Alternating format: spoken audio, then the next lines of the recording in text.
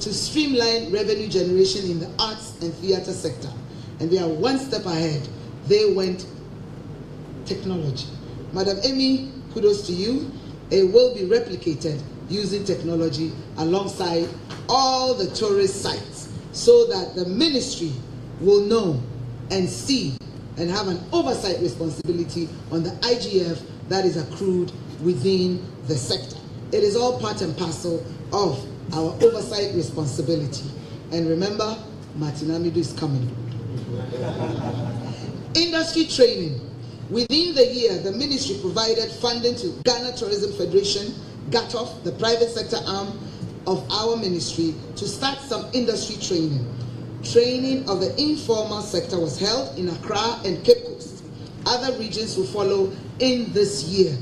In September, the Hospitality, Tourism and Catering School began a joint project to rehabilitate, refurbish and restructure the institute. The young lady, Madam Jenny Adade, is working day and night, thank you, and pushing HOTCAT to be a viable hospitality training school. This entity will be commissioned, and I am told, she has reliably informed me, they're about 70% complete with their rehabilitation.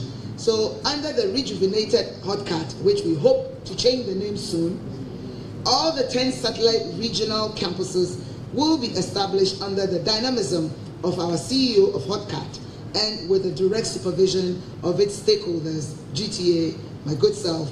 HOTCAT is also instituting a mobile training school, and they will have content on Tourism TV where you can have the chefs teaching you how to cook Ghanaian cuisine. Now, my favorite sector. We save the best for last. Creative arts sector. Given the mandate of the ministry, we usually do not wish to single out any one of the subsectors for emphasis. We believe that in promoting tourism, we promote the nation's arts and culture. The corollary is also true. We promote arts and culture to feed tourism. So it is an intertwined entity. In our scheme of things, therefore, each of the three subsectors carries equal weight in policies, planning, and activities. For example, while we may consider the See Ghana, Eat Ghana, and Wear Ghana initiative as a tourism program, even a cursory observation will show that the activities that are held to promote the concept are creative arts and culture-based. In Wear Ghana, we invite Ghanaians to promote and patronize local fabrics and fashion, whose practitioners are listed as domains in creative arts and culture. In Eat Ghana, we are promoting local cuisine, an area that lies in the domain of culture. When this campaign sinks into the national psyche, and we intend to continue aggressively, the end result will sustain the tourism, arts, and culture. Alongside the promotion, music is played. Imagine our promotion without music. Be that as it may, the ministry has made it a conscious policy to give arts and culture specifically a pride of place, because it's only 3 years old. 2013, it was born. Though the Creative Arts Bill is yet to be passed into law as an act, and we salute the predecessors and the stakeholders who worked on it to get the bill, we are pleased to announce that the Creative Arts Council Secretariat has been established with a fully furnished office at Attic with an interim executive headed by Mr. Okrep Kumante, an industry person. This executive interim team have also put in place to oversee the affairs of the creative arts sector, to go out to conduct research, and as you are all aware, getting them funds was always a challenge, but they have not relented. They have put in place, and I'm reliably informed that on the 9th of February, after getting their office, getting a little budgetary support, they will hit the road. They have an onerous task to get the data of who indeed really is a stakeholder in the creative arts section. There are multiplicity of domains, including the beauticians, the sculptors, the artists, the dancers, the beat makers, a host of us that we need to get a directorate, a database, a real account of who is part and parcel of us. Theirs is also to go out there and sensitize stakeholders of the policies and programs within their domain. And the broad consultation is required for us to feed into the bill to have a rich and an all-involving, all-encompassing bill to promulgate that into an act. It is on the agenda of Parliament as we speak. The leader has ensured that one of his members of Parliament, being my humble self, my noise and my push, has made it to the calendar. So we are hoping that in the next 34 days, he will help us with the support of the creative arts sector to put this into the plenary. As I speak, research in the film under the director of the Guild is already ongoing. They have already brought back their field work from Volta region, and it's very comprehensive. I was actually impressed. And they're setting off to do Eastern region and Central region. But again, we will give them the opportunity to be part of the Q&A as to what they have done. And if they have left anybody out, we will encourage them to make it an all-encompassing research and data gathering exercise. And also, I want to encourage the leaders of the Interim Creative Arts Council to be accommodating and supportive. If anyone comes up to them, okay, cool, I know you have a big stomach, support the questions, support the inquiries, because people are anxious and they want to know what we are doing, and give them the opportunity to also add their input.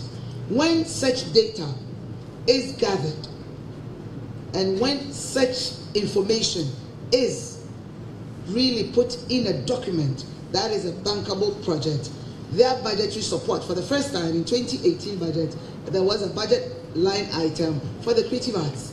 Their budgetary support will be asked for. Remember, it is not with us, it's at the Ministry of Finance. It will be asked for and it will be given to them. So they will go on ahead and put in place what is needed to support their agenda. The ministry recognized very early in its first year that the perennial issue of creative arts and artists and practitioners living in penury while their intellectual property enriches others was not a situation we were going to encounter and entertain. In consultation with some of the stakeholders, the senior ones and some of the advisors within and who want to remain behind the scenes, we identified one of the causes as the challenge of the artists, the practitioners, monetizing creativity. Artists, be they film, music stars, producers, directors, felt strongly that their toils were not being properly compensated financially and were always reluctant to invest their talent any further.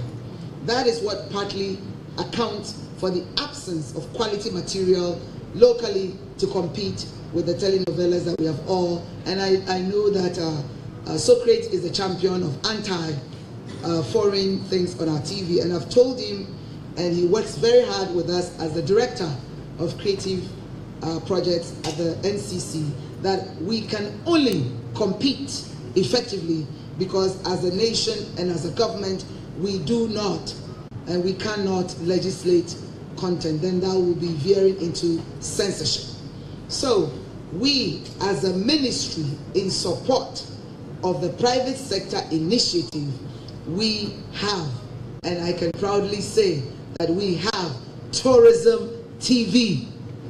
One of the answers to overcome, I don't want to mention anybody's name, the proliferation of other content on other stations. You have a place now. That is one. We also need to acknowledge that to encourage production houses to create Ghanaian content, must-view soaps, video features and dramas. Media General, I'm not singling out anybody, but I've seen it. Media General has done something that deserves the applause. The series Sadia, which started airing on TV3 a few weeks ago, is one of the answers to drown the telenovelas, because it's a competitive global village that we're in. The quality is good. I urge you to see it. It is well scripted with a tight plot and a creative cast in the hands of a very creative director who is local. And I'm telling them they will have to compete with Tourism TV, because they're going to get all our artists to put their content on ours. We also want to recognize the efforts of a private sector xylophone, who are also into the business of putting money in the pockets of our artists. Their latest creation, Xylophone Cash, is also an attempt to monetize creativity through a system of uploading Ghanaian movies to run via social media and pay the creative people by the number of hits their work attracts. This is a very normal international practice that has not been happening, and we commend the initiative. Over a period of time in our first year, we have also been in talks with a private sector operator who is in the business of placing Ghanaian content at the disposals of viewers throughout the world. And the artists are signed on to produce popular content, including already existing content that will run as a series in the name of the artist. And it's already showing on most of your mobile phones. This Sunday, today's Monday, this Sunday, I would like to invite most of you who will have the time on a Sunday to be at Accra Mall. In partnership with this private sector person, we are launching Afeku TV. It's a mobile TV platform that will be premiering at Accra Mall in an effort to promote local content. Local content. On Sunday, barring any obstacle, another one in the offing for music is Daddy Lumba TV, a channel that will be ready next month. And I had asked Mr. Daddy Lumba to be here. I think he's somewhere out there. And you will be amazed with this technology. It's TV on the go. A lot of people are using it. You buy it, it's a link with a mobile company. You buy your units, you turn it on, and automatically it creates revenue for the artist. And they sign an agreement that we are very much involved, ensuring that the artist is not taken undue advantage of. So we launched the first one for Afeku, and the next one will be Daddy, and we're doing it in phases. A lot of our artists will be transitioned onto this mobile TV, and it's already in Zambia. They're showing it in the UK, they're showing it in the US, and Nigeria will be next month. So imagine putting money in the pockets of our artists through technology. Like the other projects in both tourism, arts and culture, such initiatives cannot happen by the ministry alone. It is in tandem with private sector, and we use this platform to encourage other private sector stakeholders to come on board and to support the promulgation of our artists, their talent, their work. We have taken a year to bring some of these initiatives to fruition. So bear with us. The years ahead will be more exciting. And now that we have, for the first time, I see my friend Mr. Kunodake here, we have been given 16 million cedis in the budget as capex. It's never happened in the history of our ministry. So we would encourage the entertainment writers to push the finance ministry. Allocation is different from release. So please do the editorials on allocation should equal release. We need our money so we can execute some of these exciting initiatives to put food on the table for some of us whose main talent is in our head. It is very, very interesting to see some of the young up-and-coming artists. Ladies and gentlemen, these are, in my humble opinion, some of the modest achievements that the Ministry of Tourism, Arts and Culture, with its supporting cast, the staff, its agencies, under the trying circumstances in the last 11 months, we've been in office for 11 months, have done. We have not realized all of our dreams. Some of them may sound crazy to you because we want to do cable cars, we want to do this, but we believe strongly that together as a team, we can and we should. Nothing is impossible. So we will encourage each and every one of you to speak positively about our sector, but also make sure we have space for constructive criticism. We should not shun away from listening to dissenting views. It is very important so we know what is going awry, what can be done properly.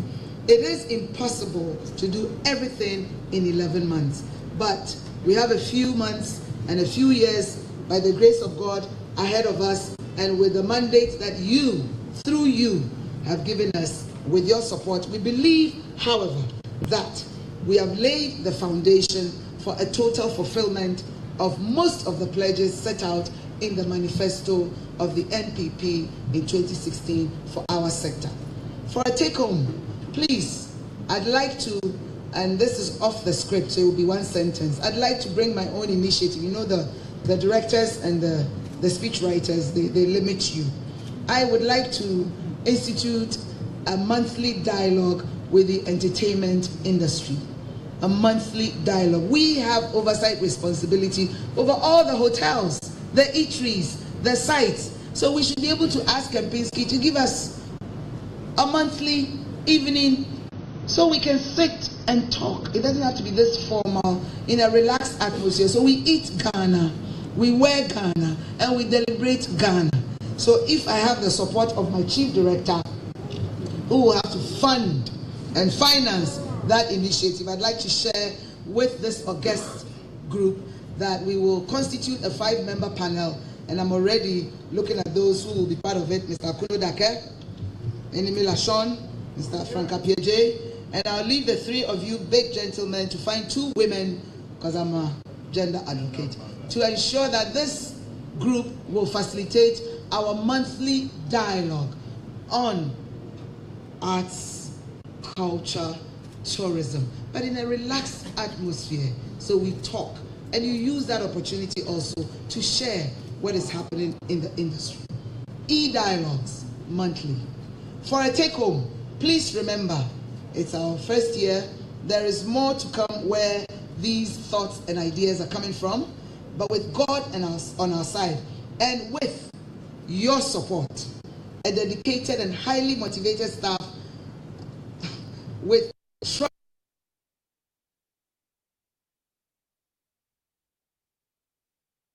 shall succeed.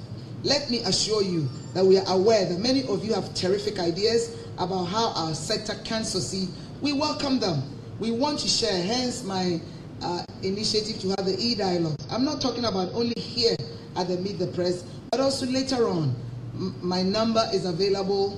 My team are available. We are accessible. Those who could not make it here, who are listening to us, are encouraged to share their ideas, since we are here to serve you. We also have our doors open, and we shall continue to keep them open to execute the vision of His Excellency Nana Addo Dankwa Akufo-Addo. And together we will say, God.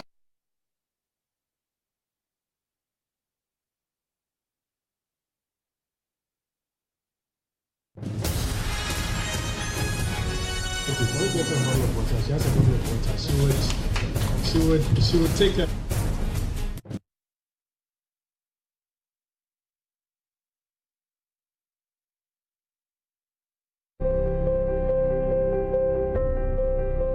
GRA Titbits.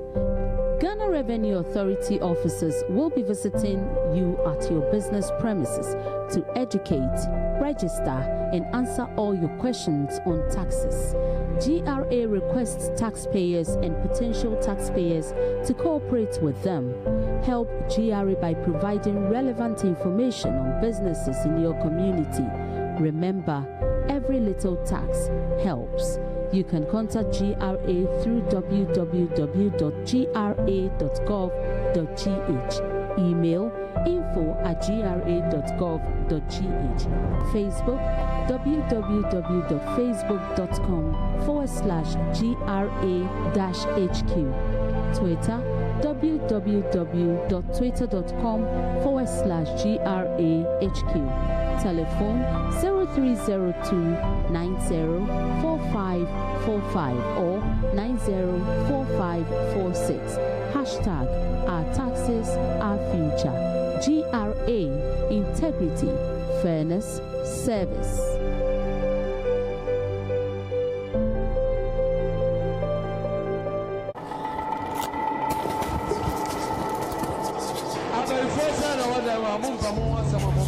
Every year, several people suspected of witchcraft are murdered in Ghana. I'm not the one who said that women say witch. Their family said that they are witch. Some are banished from their homes and shunned by families to live lives of horror in so-called witches' camps. This is something that is deep-rooted in people's hearts and their blood. Camps of bondage. This week on Hotline, Joy News' Justice Baidu exposes the harsh reality of life in witches' camps and finds out why it's been difficult for government to shut these camps of bondage. Camps of Bondage, showing Monday 29th January at 6:30 and 8:30